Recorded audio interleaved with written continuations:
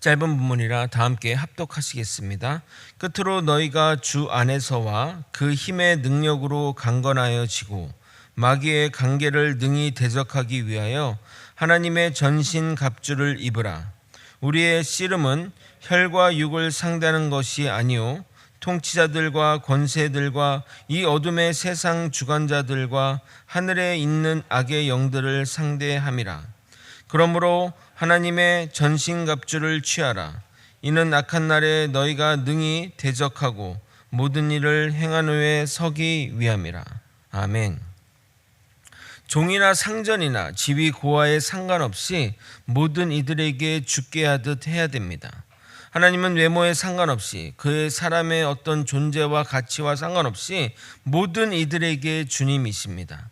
또한 우리가 하는 모든 일을 죽게 하듯 하면 우리의 모든 일이 주님의 일이 되며 주님께로부터 축복을 받게 됩니다. 어떤 일이고 어떤 사람이 중요한 것이 아니라 사람이나 일을 대하는 우리의 마음이 가장 중요합니다. 우리의 마음의 중심을 보시고 주님은 모든 것을 판단하실 것입니다. 오늘 읽은 에베소서 6장 10절부터 마지막까지는 에베소서의 결론부라 하겠습니다. 그런데 구속받은 성도들이 교회에서와 사회생활 가운데 지켜야 할 윤리적인 메시지를 전하다가 갑자기 영적 전쟁의 문제를 다뤄서 좀 혼란스럽기도 합니다. 그러나 성도들이 직면하고 있는 문제의 표면적인 이유가 아닌 그 근본적인 성격을 안다면 영적 싸움에서 우리가 효과적으로 대응할 수 있게 사도 바울의 이 메시지가 지금 우리에게도 너무나 필요한 말씀이 되는 것입니다. 여태까지 마찬가지로 중요도에 비해 전하는 분량은 짧지만 사도 바울이 전하고자 하는 메시지를 응축해서 전달했다고 보면 됩니다. 말씀 가운데 큰 은혜와 깨달음이 없기를 예수님의 이름으로 소망합니다. 사도 바울은 편지를 맺기 전에 그리스도인이라면 반드시 수행해야 할 영적 전쟁에 대해 다루고 있습니다. 우리가 사는 이 세상은 보이는 것과 보이지 않는 세계가 공존합니다. 하나님을 믿지 않고 신을 믿지 않는 사람도 영적인 세계에 대해서는 인정합니다. 만약 그런 것이 없다고 생각한다면 귀신 이야기나 심령 이야기에 전혀 무서워하지 않겠지만 아무도 귀신이나 영적인 존재가 없다고 확신하는 사람을 본 적이 없습니다. 그런데 막상 성경에서 그런 부분을 언급하면 민감하게 반응하며 무슨 말도 안 되는 소리를 하냐 하는 사람이 있습니다. 그러나 성경 곳곳에서 영적인 존재에 대한 기록이 있고 예수님도 귀신 들린 여자에게서 귀신을 쫓아내기도 하고 또 죄송합니다. 군대 귀신과 대화하기도 합니다. 물론 우리가 영적인 것들을 너무 추구하면 부작용이 생길 수 있습니다. 어찌됐든 우리가 사는 세상은 현실 세계이기 때문입니다. 제가 설교 때 한번 이야기한 적이 있었는데 몽골에서 우연하게 귀신 들린 여자를 보고 나서 저의 어떤 이 영적인 세계에 대한 그 세계관이 확 바뀐 적이 있습니다. 그때는 제가 목회자가 아니었고 또 훨씬 어렸을 때 직장인이었을 때입니다. 그 몽골 가서 그 찬양 집회를 했는데 찬양 집회를 마치고 병색이 완연한 한 여자분이 목사님께 나와서 기도를 해달라는 겁니다. 그래서 목사님이 그 여자분의 머리에 손을 얹고 기도를 하는데 갑자기 여자가 발작을 하는 겁니다. 근데 그 발작이 좀 예사롭지 않았습니다. 팔다리가 이렇게 막 자유자재로 막 이렇게 움직였기에 목사님이 저보고 그 여자분을 잡아달라고 부탁해서 팔을 잡고 그 여자분의 얼굴을 흘끔 봤는데 그 얼굴이 웃는 것도 아닌 우는 것도 아닌 그 두 개의 얼굴이 같이 이렇게 돼 있는 정말 인간이 만들어낼 수 없는 얼굴이었습니다. 정말 딱 뭐가 씌었다는 누가 봐도 뭐가 씌인 얼굴이었습니다. 거기서는 그런 일이 자주 있었는지 바로 목사님이 눈을 보며 명령 기도를 했습니다. 나가! 라고 말하자 그 여자분이 정말 낮은 목소리로 이렇게 말했습니다. 안 나가! 물론 몽골말로 했습니다. 목사님이 몇 번 나가라고 명령한 다음에 머리를 푹 치자 그 자리에서 쓰러졌습니다. 기록에 따르면 과거 한국 교회에도 이런 일들이 참 많았다고 하니 우리 성도분 중에는 이런 것들을 본 적이 있으실 겁니다. 그 여자분이 정신을 차리고 일어서는데 아까와는 달리 얼굴이 너무 환해 보였습니다. 평소 간질병이 있어서 집회 전에 미리 약을 먹고 왔음에도 몸이 불편해서 목사님에게 기도해 달라고 한 것입니다. 그런데 지금 몸이 한결 좋아졌다는 겁니다. 그리고 그 주 주일이었습니다. 한 여자분이 저에게 인사를 하길래 저는 누군지도 모르고 맛 인사를 했습니다. 근데 선교사님 부인이 저 여자분이 지난 금요일 날 기도받은 여자라며 간질병이 치료받았다는 겁니다.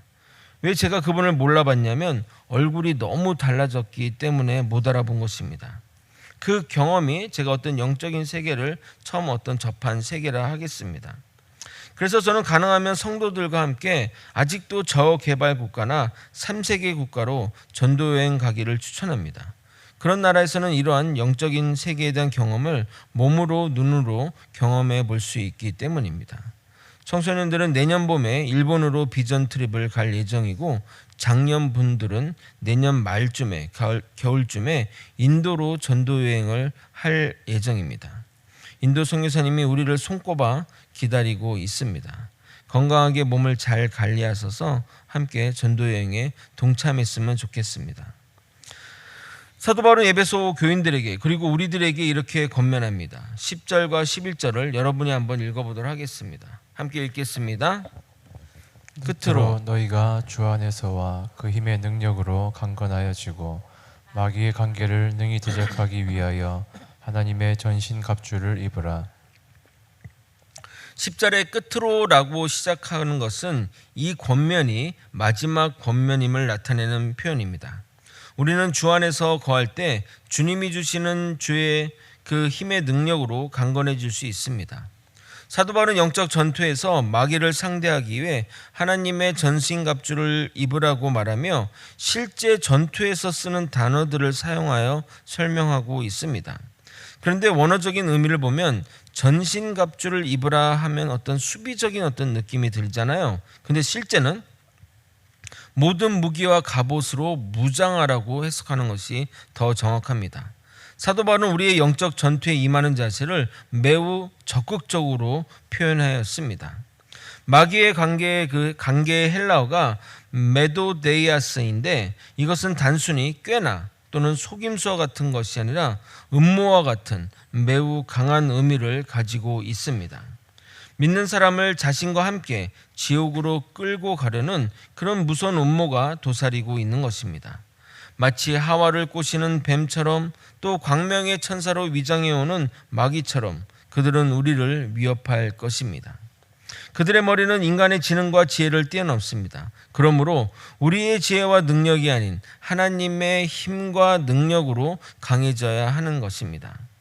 그리고 에베소서에서 중요한 성경 구절이자 신약에서 정말 중요한 성경 구절 중에 하나인 에베소서 6장 12절입니다. 많은 설교에서 인용되는 성경 구절이기도 합니다. 여러분, 논문의 가치를 무엇으로 판단하는지 아십니까? 학계에서 저명한 논문의 가치를 인용도로 평가합니다. 즉 다른 논문에서 그 논문을 얼마나 많이 인용했는지가 그 논문의 가치를 높이는데 이 성경 구절도 정말 많이 인용되는 성경 구절이라 하겠습니다. 그러니까 이런 구절들은 좀 외워야 합니다. 여러분이 한번 6장 12절을 읽도록 하겠습니다. 함께 읽겠습니다. 시작. 우리의 씨름은 혈과 육을 상대하는 것이 아니요 통치자들과 권세들과 이 어둠의 세상 주관자들과 하늘에 있는 악의 영들을 상대함이라. 이것이 우리가 하나님의 전신갑주를 입어야 하는 이유입니다. 우리의 싸움은 불신자나 다른 종교를 믿는 자나 이단에 빠진 자들이 아닙니다. 그들은 사랑의 대상이요 궁극적인 복음화의 대상입니다. 그들 뒤에서 역사하는 악의 영들이 우리의 대적들입니다. 가끔 교회 내에서 성도들끼리 서로 마귀라 하며 싸우는 경우가 있는데 정말 안타까운 상황입니다. 힘을 합쳐 적과 싸워도 모자랄 판에 서로 싸워서야 되겠습니까? 그럼 누가 적이고 누가 영의 세력입니까? 어떻게 그것을 판단합니까? 라고 물어볼 수 있습니다. 제가 느헤미야 강의하면서 영적 전쟁에서 적을 구별하는 방법에 대해 구체적으로 말씀드렸습니다. 그 부분이 궁금하면 설교 제목은 영적 분별력이니 찾아서 들어도 좋을 것 같습니다. 결론만 간단하게 언급하도록 하겠습니다. 첫 번째, 갈등의 해법이 보이지 않습니다. 두 번째, 그들이 사용하는 무기가 거짓입니다. 세 번째, 그들이 싸우는 목적을 알 수 없고 알아도 별 이유가 없습니다. 네 번째, 갈등과 싸움이 노리는 바가 우리의 마음과 기쁨을 깨트립니다. 다섯 번째, 공동체를 파괴시키고 분열시키려고 합니다. 여섯 번째, 공격의 최종 목표가 하나님과 하나님의 영광과 신실하심을 공격합니다. 이 기준으로 판단해서 맞다면 악의 영과 싸운다고 해도 틀리지 않을 것입니다. 우리가 사는 이 세상은 악의 영이 존재합니다. 그들은 다양한 방법으로 우리에게 접근해 와서 우리를 무너뜨리려고 합니다. 반드시 이 영적 세계에 대한 감각이 가지고 있어야 되고 하나님의 전신갑주로 무장해야 이 치열한 영적 전쟁에서 이길 수 있습니다. 우리가 사는 이 세상은 기본적으로 하나님을 부정합니다. 다른 것에는 그렇게 극렬하게 반응하지 않는데 기독교와 하나님에 대해서는 극렬히 대응합니다. 우리나라만 보더라도 불교와 다른 종교에 대해 불편하게 말하는 경우가 거의 없습니다. 그러나 유독 기독교만을 공격하고 하나님에 대해 부정적입니다. 많은 목회자들이 이런 사단의 공격과 유혹에 무너졌습니다. 이 말은 목회자에게 면죄부를 주는 발언이 아니라 사단의 공격의 목표의 1순위가 바로 누구인지를 말씀드리는 겁니다. 성도 한 명 한 명을 공격하는 것보다 목회자 한 명을 공격하는 것이 영적 전투에서 정말 효과적입니다. 마치 전투에서 지휘관을 공격하려는 것처럼 그렇게 하는 것입니다. 생각해 보십시오. 제가 만약 치명적인 어떤 스캔들로 교회를 떠나면 여러분은 어떻게 되겠습니까? 물론 여러분은 제가 아닌 하나님을 잘 믿었기에 큰 문제가 없겠지만 믿음이 약한 분들은 반드시 시험이 될 것입니다. 그래서 제가 대단해서 또는 저를 위해서 기도해 달라는 것이 아니라 여러분의 신앙을 위해서 목회자를 위해 기도해야 됩니다. 그것도 전심으로 말입니다. 목회자의 가정도 기도해야 됩니다. 제가 만약 가정에 불화가 있고 아내와의 사이가 문제 있다면 정말 사단이 틈타기 좋은 것입니다. 저 또한 저 개인의 신앙 때문이 아니라 거제 소망교회 성도들의 신앙을 생각하며 행동하고 말합니다. 제가 원래는 나서기 좋아하고 말도 좀 장난스럽게 하는 편인데 목회자가 되고 나서는 성격도 좀 소심해지고 말도 조심히 하려고 노력합니다.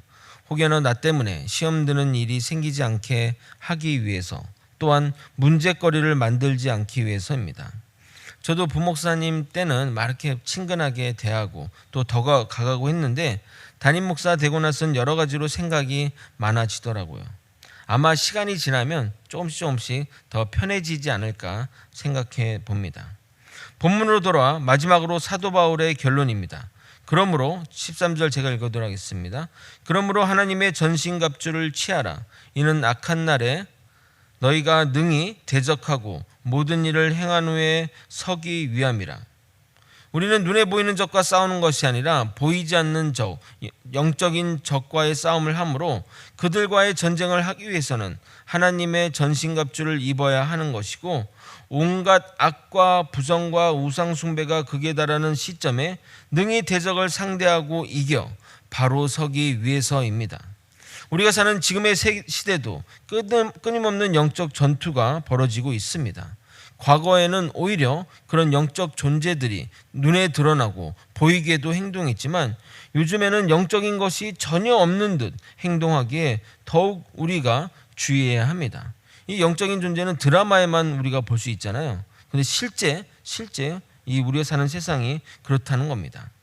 적을 보지 못하면 우리는 방심하기 쉽습니다. 그러나 결정적인 순간에 적은 우리의 뒤를 칠 것입니다. 그러므로 언제나 하나님의 전신갑주로 무장해야 할 것입니다. 내일은 하나님의 전신갑주가 무엇인지 살펴보도록 하겠습니다. 말씀을 정리하겠습니다. 우리가 사는 세상은 눈에 보이는 것을 실제로 여기지만 실상은 눈에 보이지 않는 수많은 악한 세력이 우리를 미혹하고 있습니다. 이 시대를 잘 살기 위해서 우리에게 가장 필요한 것은 영적 분별력, 영안이라 하겠습니다. 또한 시대를 보는 눈을 가지고 선과 악을 분별할 수 있어야 합니다. 그러나 그런 것은 누구나 가질 수 있는 은사가 아닙니다. 그러면 우리는 무엇을 가져야 할까요? 바로 하나님의 전신갑주를 입는 것입니다. 그것을 어떻게 입냐? 내일 자세히 살펴보겠지만 우리가 주 안에 거하면서 말씀과 찬송과 기도로 무장하면 이 전신갑주를 입게 되는 것입니다.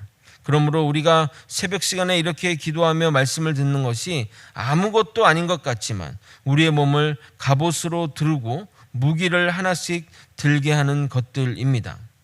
마치 아이들이 게임을 통해 하나씩 무기를 업그레이드하고 득템하는 것처럼 말입니다. 이 일은 단기간에 완성되지 않습니다. 매일매일 무장해야 합니다. 무장하면 되는 걸까요? 매일매일 훈련해야 합니다. 그래서 악한 날에 모든 것을 물리치고 바로 서게 될 것입니다. 우리 모두 그날에 바로 서는 저와 여러분이 되시길 예수님의 이름으로 소망합니다. 함께 기도하시겠습니다.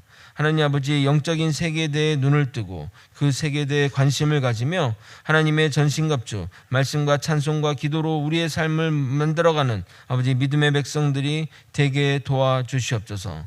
아버지, 이 영적 전투에서 끝내는 이겨 하나님 앞에 바로 서는 그날까지 우리를 붙들어 주시고 우리와 동행하여 주옵시고 성령님 함께하여 주시옵소서. 사랑이 많으신 예수 그리스도 이름으로 기도드립나이다. 아멘.